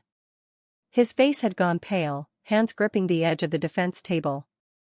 He was shaking slightly, hearing his mother's words, understanding for the first time that she'd known everything, that she'd watched him steal from her while pretending not to notice. Amanda sat perfectly still. No emotion. Just cold calculation, already thinking 3 moves ahead. Whitman closed the journal and looked at the jury. Over the next 3 days, you will hear from witnesses who were manipulated by Amanda Harrison. You will hear from experts who will explain how these defendants systematically exploited an elderly cancer patient. And you will hear, in her own words, recorded on video, from Helen Harrison herself. He paused, letting that sink in. The prosecution calls Marcus Bradford. Marcus Bradford took the stand at 9:15 Tuesday morning, and I watched my son's attorney realize in real time that his entire defense strategy had just collapsed. Whitman moved efficiently through preliminaries. Mr. Bradford, what was your occupation in March 2020? Senior Accounts Manager at Wells Fargo Midtown Branch, Sacramento. 8 years with the bank. And your current occupation? Marcus's jaw tightened. Unemployed. I was terminated from Wells Fargo in October 2020 for protocol violations. The jury leaned forward. This wasn't what they'd expected. Mr. Bradford, how did you meet Amanda Harrison? Banking Industry Conference. Fairmont Hotel, San Francisco. October 19, 2019. Saturday evening networking reception. What was the nature of your interaction? We talked for approximately 3 hours. She asked questions about estate planning, asset protection, how banks handle accounts for elderly clients with cognitive decline. Marcus's voice was steady, factual. She said she worked in healthcare consulting. Whitman displayed text messages on the courtroom screens, Marcus's phone records subpoenaed during discovery. Mr. Bradford, can you read the message from Amanda Harrison dated January 7, 2020? Marcus read aloud. Question for you. If a family member has a CD but can't remember opening it, how would someone find out the account details? Asking for a friend dealing with a parent's dementia. And did you respond? Yes. I explained that family members could request information with proper documentation, death certificate, power of attorney, or being listed as beneficiary. Did that satisfy her? No. Over the next 2 months, she asked increasingly specific questions. What if the bank rejects a POA? How do signature verification systems work? Can account access be manually overridden? The jury was taking notes now. I saw one woman shake her head slightly. Mr. Bradford, did there come a time when Amanda Harrison asked you directly about a specific account? March 4, 2020. She called me at work, asked if I could look up an account for Helen Harrison. Said it was her husband's mother, that Helen had severe dementia, that the family desperately needed access for medical expenses. Did you comply? Marcus's voice dropped. Yes. I looked up the account. Confirmed it existed. Certificate of deposit. Balance approximately $2,100,000. I gave her the account number. The courtroom stirred. Judge Hartman tapped her gavel once. What happened next? March 9, Amanda brought me power of attorney documents. Said they'd been notarized, but the bank kept rejecting them. Asked if I could manually approve the request. Whitman displayed the forged POA on screen, the same documents Russell had shown. What did you do? I ran them through proper authentication protocols. The signatures were flagged immediately. Wrong pressure. Wrong pen type. Notary seal dimensions off by 0.3 millimeters. And you informed Amanda Harrison? Yes. I told her the documents were fraudulent. She became angry. Said I must have made a mistake. When I refused to override the system, she threatened to report me for unauthorized account access. Did you report the fraud? Yes, immediately. Filed an internal fraud report. Flagged the account. Documented everything. And the consequences? Wells Fargo terminated my employment 6 months later. I'd violated client confidentiality by disclosing account information without authorization. The fact that I'd ultimately refused to help didn't matter. I've been unable to find work in banking since. I watched Justin, sitting beside Maxwell Grant. His face was ashen, staring at Marcus like he'd never seen him before. Maybe he hadn't. Maybe Amanda had kept Marcus secret, just another tool in her arsenal. Austin Reed stood for Amanda's cross-examination. Mr. Bradford, isn't it true you were romantically involved with my client? Yes. And isn't it possible you're testifying now out of spite, because she ended the relationship? Marcus looked at Reed directly. She didn't end it. I did, when I realized she'd used me to commit fraud. And I'm testifying because an elderly woman with cancer died while her son stole everything she had. If that makes me spiteful, so be it. Reed sat down. No further questions. The prosecution calls Kimberly Morrison. A woman I didn't recognize approached the stand, late 30s, professional business suit. Dark hair pulled back. She didn't look at Justin as she took the oath. Miss Morrison, what is your relationship to Justin Harrison? I was married to him from June 2011 to March 2019. 8 years. This I hadn't known. Justin's first marriage. Campbell had mentioned it during investigation, but hearing it in court made it real. Miss Morrison, during your marriage, did you maintain separate financial accounts? Yes. A savings account from before we married. Approximately $62,000. What happened to that account? Kimberly's voice was steady, practiced. Between July 2017 and December 2018, $47,000 was withdrawn without my knowledge or permission. I discovered it in January 2019 during divorce proceedings. Did you determine who made the withdrawals? Yes. My ex-husband. He'd accessed my online banking, transferred money to an account registered to AP Financial Consulting, a shell company. And who owned AP Financial Consulting? Amanda Palmer, the woman he'd been having an affair with. His current wife. The courtroom erupted. Judge Hartman's gavel came down hard. Order. Whitman displayed bank records. Miss Morrison, can you confirm these transfer records? Yes. 17 transfers between July 2017 and December 2018. Amounts ranging from $1,000 to $5,000. Did you press charges at the time? No. My attorney advised that criminal charges would complicate the divorce and cost more in legal fees than I'd recover. I just wanted out. And looking back now. Kimberly looked at Justin for the first time. I should have reported it. If I had, maybe Helen Harrison would still be alive. I'm sorry I didn't. I'm sorry I let him get away with it. The silence in the courtroom was absolute. Whitman returned to his table, gathering papers. Then he stopped, turned back to Judge Hartman. Your Honor, the prosecution has one final witness. We call Helen Harrison. The courtroom went silent. Judge Hartman frowned. Counselor, the victim is deceased. Whitman nodded. Yes, Your Honor. But in March 2022, Mrs. Harrison recorded a notarized sworn statement with her attorney, anticipating exactly this situation. We request permission to present her testimony via video recording, pursuant to Federal Rule of Evidence 804, B3. Maxwell Grant was on his feet. Objection. Hearsay. Exception for unavailable declarant with corroborating evidence, Your Honor, Whitman countered. Mrs. Harrison is deceased. Her statement was made under oath, notarized, and corroborated by physical evidence presented at trial. Judge Hartman considered. I'll allow it. But Mr. Whitman, this had better be relevant. It is, Your Honor. The lights dimmed. The screen at the front of the courtroom glowed to life.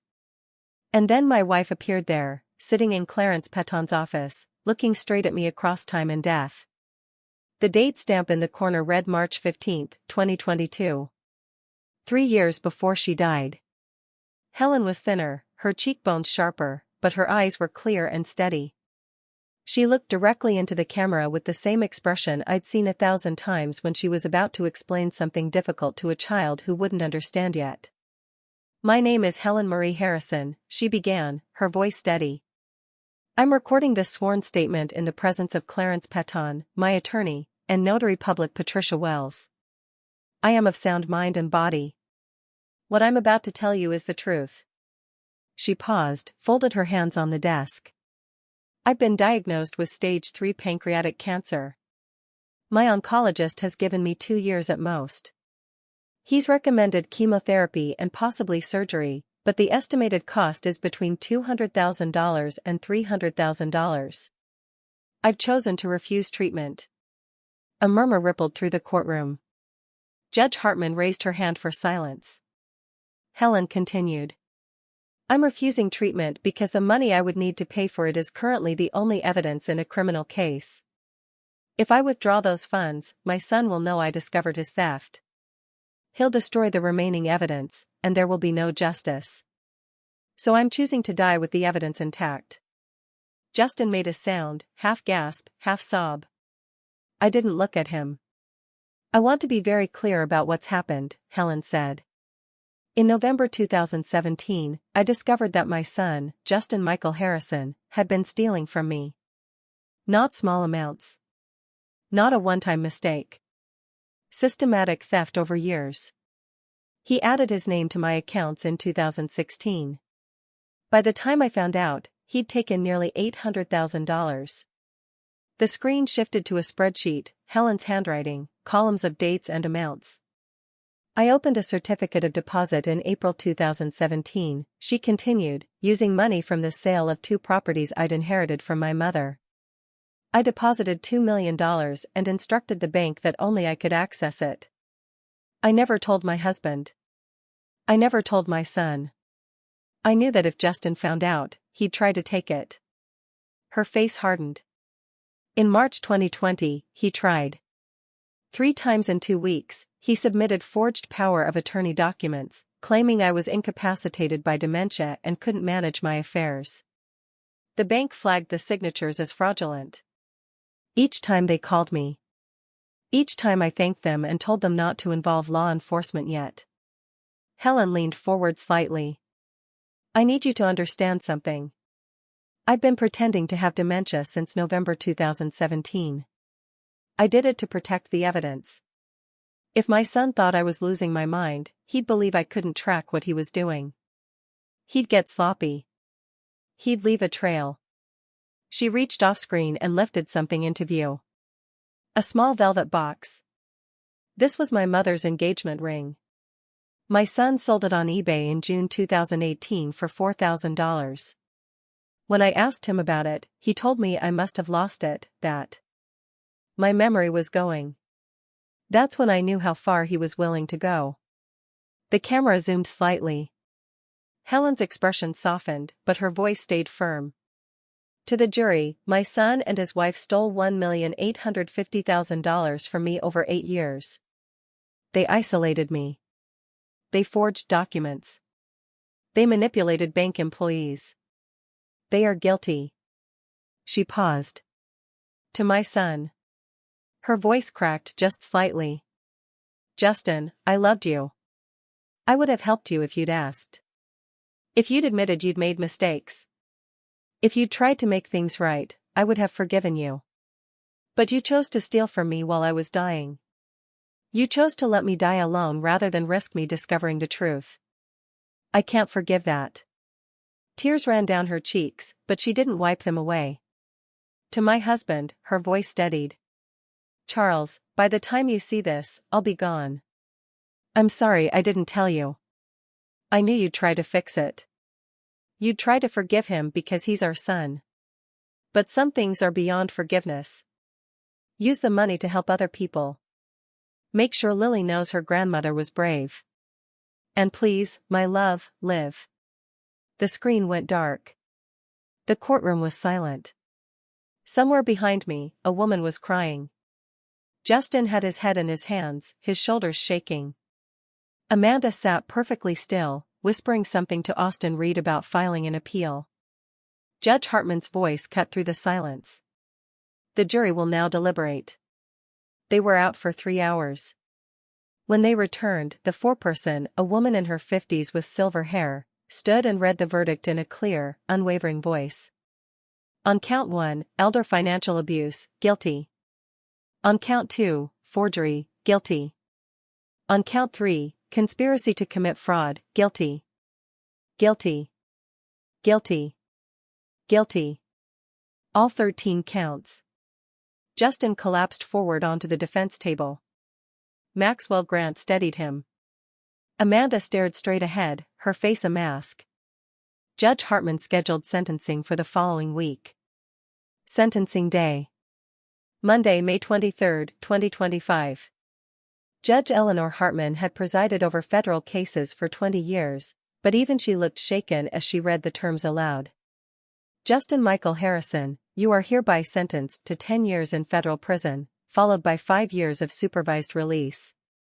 You are ordered to pay restitution in the amount of $1,850,000, jointly and severally with your co-defendant. Justin didn't move.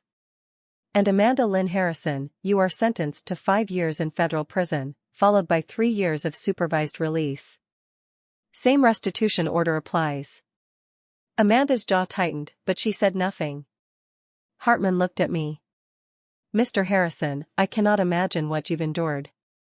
Your wife was a remarkable woman. This court honors her courage. I nodded, unable to speak. As the marshals led Justin and Amanda away, Clarence Petton appeared at my side. He pressed a cream-colored envelope into my hand. The words on the front in Helen's handwriting, for Charles. Open only when it's over. The envelope sat on my kitchen table for 24 hours before I had the courage to open it. Cream-colored paper. Helen's handwriting, for Charles. Open only when it's over. I made coffee. I sat down. The morning light from the window on Capitol Avenue fell across the table, the same way it had the day I found the certificate in the trash. That felt like a lifetime ago now. I opened the envelope. My dearest Charles, if you're reading this, the trial is over. Justin and Amanda have been convicted, and you know the truth about everything I hid from you. I'm so sorry, my love. I'm sorry for the secrets. I'm sorry for pretending to lose my mind. I'm sorry for dying alone when all I wanted was to hold your hand one last time. But I couldn't tell you while I was alive. You would have tried to forgive him because he's our son. You would have found a way to excuse it, to explain it, to fix it. That's who you are. You see the best in people, even when they don't deserve it. It's one of the reasons I fell in love with you 49 years ago. But there are some betrayals that lie beyond forgiveness, Charles. What Justin did wasn't a mistake. It wasn't a moment of weakness.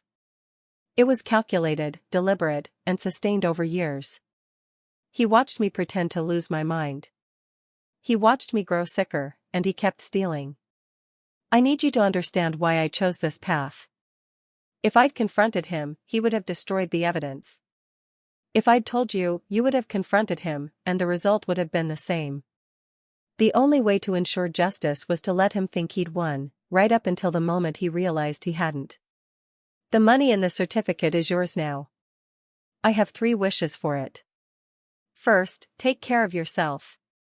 You've spent 46 years taking care of me. Now, take care of you.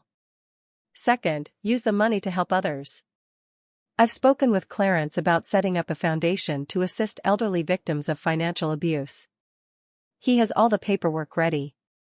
There are so many people out there like me, alone, afraid, unsure who to trust. Help them. Third, take care of Lily. She's 8 years old, and her parents are about to go to prison. She'll need someone to show her that love doesn't have to come with conditions, that family doesn't have to mean betrayal. Be that person for her, Charles.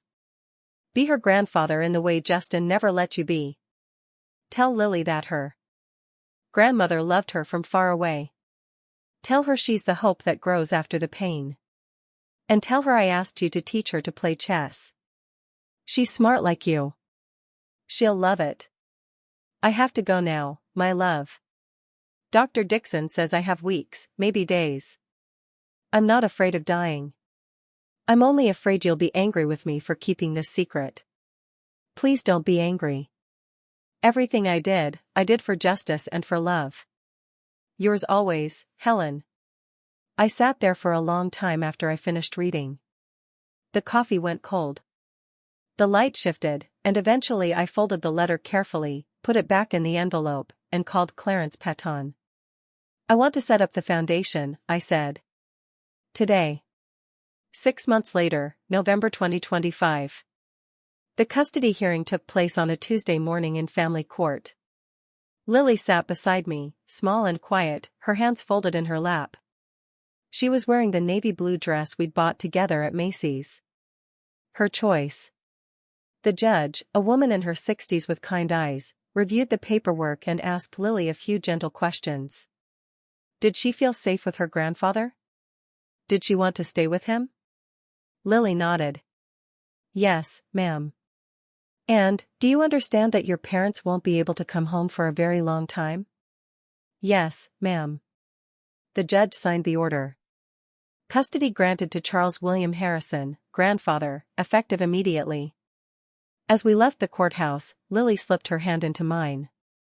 She didn't say anything, but she didn't have to. By December, Lily had moved into the apartment permanently. We'd turned Helen's old sewing room into a bedroom, painted the walls lavender, bought a new bed, hung up posters of constellations and planets. Lily liked space. She liked things that were far away and impossible to reach. The Helen Harrison Foundation officially launched on December 15, 2025. Clarence handled the legal filings. I handled the mission. Marcus Bradford showed up 2 weeks later and asked if he could volunteer. I owe her, he said, standing in the tiny office we'd rented on J Street. I owe you. Let me help. By January, we'd helped 4 families. By March, we'd helped 12. The foundation provided free legal consultations, connected victims with financial crimes detectives, and offered emergency funds for people who'd lost everything to a relative's theft. Marcus worked the intake line 3 days a week. He was good at it, patient, careful, and deeply familiar with how predators operated. He knew, because he'd been manipulated by one. Lily started therapy in January. Twice a week, she sat with a child psychologist named Dr. Patel and talked about her parents, her grandmother, and the night the police came. She still had nightmares sometimes. She still asked questions I didn't know how to answer. But she was getting better. Slowly. She smiled more. She laughed at cartoons. She brought home straight A's from her new school and taped them to the refrigerator herself. One evening in late November, nearly 6 months to the day after the sentencing, Lily looked up from her math homework and asked, "Grandpa Charles, was Grandma Helen really smart?" I nodded. "The smartest person I ever knew." "Smarter than you?" I smiled. "Much." Lily tilted her head. "Considering." I wish I could have known her better. I reached into the drawer where I kept Helen's letter and pulled it out. I'd read it so many times the creases were starting to wear thin. "Your grandma left something for you," I said. "She asked me to tell you that she loved you, even from far away. She said you're the hope that grows after the pain." Lily's eyes filled with tears, but she didn't cry. She just nodded. "And she asked me to teach you something," I continued. "What?" "How to play chess. Do you want to learn?" Lily looked at me for a long moment. Then she smiled, a real smile, the kind I hadn't seen in months. "Yes," she said. "I want to learn." The first time Lily beat me at chess was on a Sunday afternoon in December, 8 months after Helen died. We were sitting at the kitchen table, the one where I'd read her letter, the one where I'd found the certificate in the trash. Lily moved her queen into position, looked up at me with Helen's eyes, and said, "Checkmate, Grandpa." I heard my wife's laugh in the winter breeze coming through the open window. "Well done," I said, tipping over my king. "Your grandmother would be proud." Lily grinned, a real, full smile that reached her eyes. 8 months ago, I wasn't sure I'd ever see her smile like that again. The Helen Harrison Foundation occupied a small office on J Street, 3 blocks from Wells Fargo Midtown. We'd opened in early December, and by month's end, we'd helped 20 families recover stolen assets from financial elder abuse. Just a few weeks of operation, and already the foundation was making a real difference. Marcus Bradford worked there full-time. He ran the intake line, coordinated with financial crimes detectives, and trained banks on how to recognize elder financial abuse before it was too late. "Helen saved my life," he told me once. "By exposing Amanda, she gave me a way back." The foundation held a small gathering in mid-December, 8 months since Helen died, 8 months since I found that certificate and my world shattered. 40 people attended, including Detective Campbell, Clarence Petton, Russell Jennings, and families we'd helped. Lily stood beside me as Clarence unveiled a plaque with Helen's photograph, and a single line, "The truth is patient. It waits longer than any lie." Lily had chosen the words. She'd found them in Helen's notebook, underlined 3 times. After the gathering, Lily and I drove to East Lawn Memorial Park. The headstone was new, simple granite with Helen's name, her dates, and the same line from the plaque. Lily knelt and placed a white chess queen on top of the stone. It was something we did every visit, a ritual she'd started without explanation. "Hi, Grandma," Lily said softly. "I beat Grandpa at chess today. He says you'd be proud." The wind rustled the bare oak branches overhead. "I'm doing okay. School's good. The foundation helped another family last week. Grandpa says we're making a difference."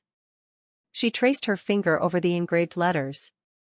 "I miss you," she whispered. I knelt beside her and put my arm around her shoulders.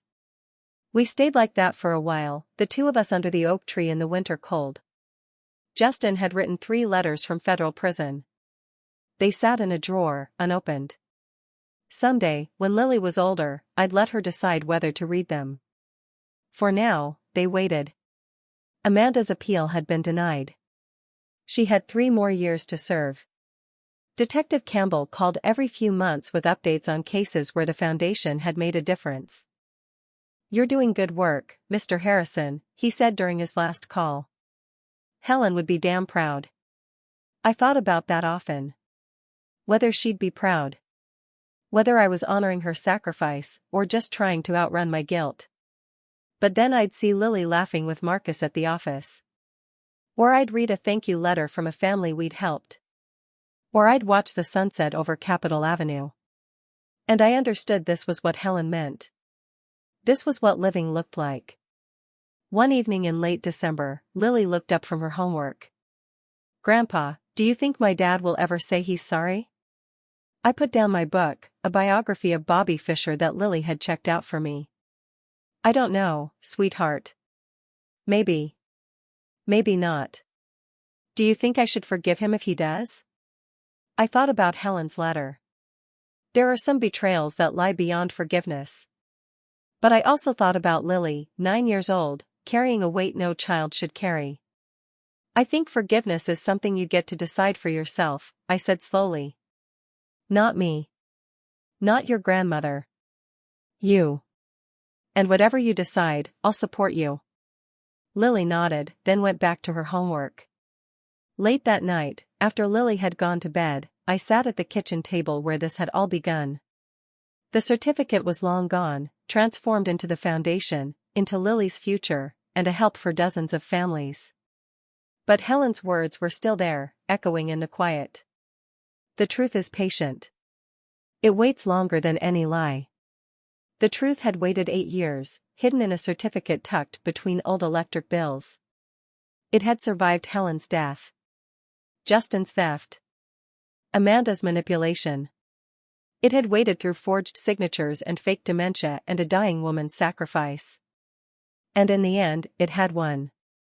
Not just in the courtroom, not just in guilty verdicts and prison sentences. It had won in a 9-year-old girl learning to be brave. In a foundation helping hundreds. In a love that survived betrayal and death. I looked at the photograph of Helen on the shelf, the one from our 40th anniversary where she was laughing, her eyes bright with intelligence and mischief. "Thank you," I whispered. "For trusting me. For being patient. For teaching me that justice and love aren't opposites. They're the same thing, seen from different angles." In the bedroom, Lily turned over in her sleep. The next morning, we played chess again. The Foundation opened its doors. We kept building the life Helen had given us. The truth had been patient, and now it was free. If you've walked this entire journey with me, thank you from the bottom of my heart. Now, let me be brutally honest with you. Don't be like me. Don't ignore the warning signs. Don't let love make you blind to betrayal. I'm 71 years old, and I spent 46 years married to the most intelligent woman I ever knew. Yet in her final years, when she needed me most, I failed her completely. I trusted when I should have verified. I believed when I should have questioned. For 8 long years, Helen fought a silent war while I remained utterly oblivious. God gave me eyes, but I refused to see. God gave me instincts, but I dismissed them as paranoia. When your gut tells you something's wrong, listen. That's God speaking through your conscience. Don't silence that voice the way I did. Here's what I've learned through devastating experience: family doesn't guarantee honesty. Blood doesn't equal trustworthiness. Love and theft can coexist in the same person. If you're caring for elderly parents, check their bank accounts every single month. Ask uncomfortable questions. Demand transparency.